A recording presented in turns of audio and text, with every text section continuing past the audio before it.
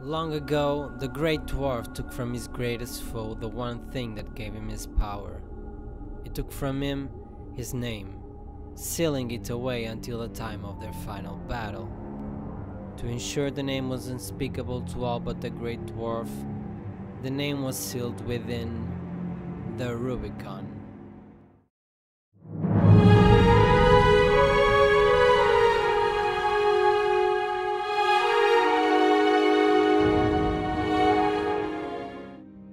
The Tome of the Rubicon, that's how it was named.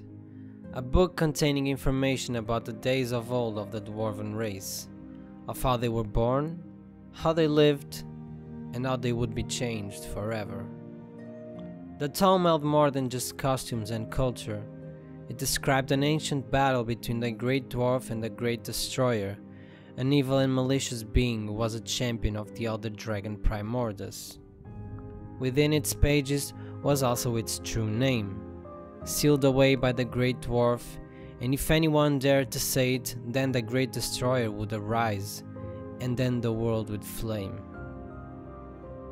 Ran the year 1072 after the Exodus, and the ongoing Dwarven civil war between the Deldrimor and the Stun Summit led to a moment where the Summit were trying to uncover the Tome of the Rubicon within the Saurus Furnace.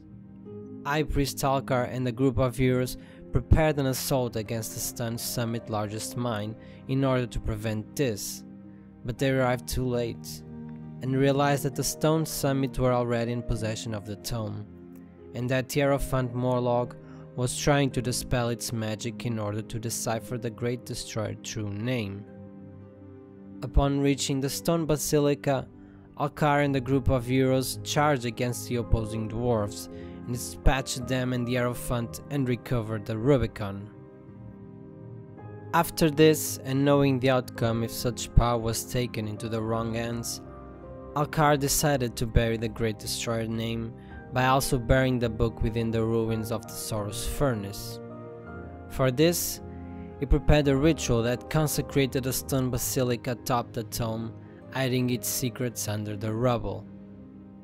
Sometime later, after the conflict within the Stone Summit settled down, Alcar led a group of excavators to the Stone Basilica ruins, and from there he unearthed the tome. Already at home then, he translated its content and discovered something very much important.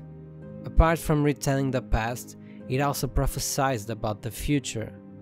A prophecy containing details of a great conflict to come between the dwarves and the minions of the Great Destroyer. It did not claim a victor, but stated that the outcome would forever transform the dwarven race. The Great Destroyer would come again, and this time no name would need to be pronounced.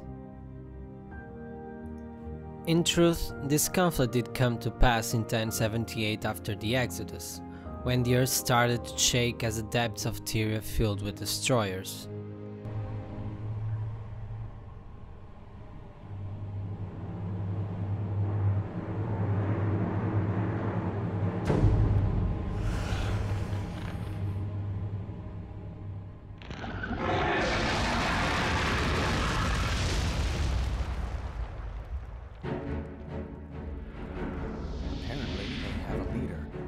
Nasty one at that.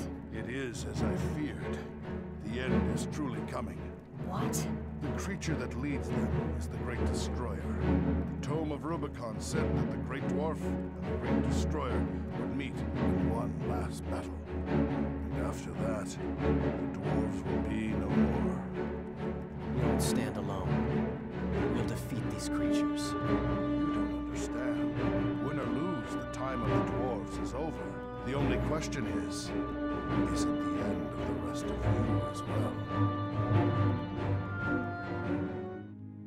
In preparation for the final battle, King Jali's Iron Hammer, using the hammer of the Great Dwarf, cast a ritual upon the present dwarves, turning them into living stone and uniting their minds, as if they were one and with one purpose, as if they were a great dwarf.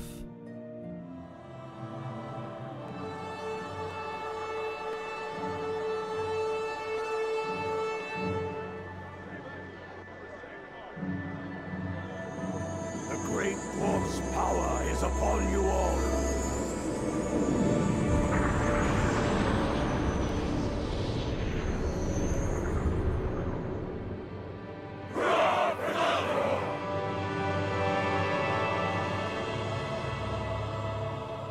The ritual is almost done.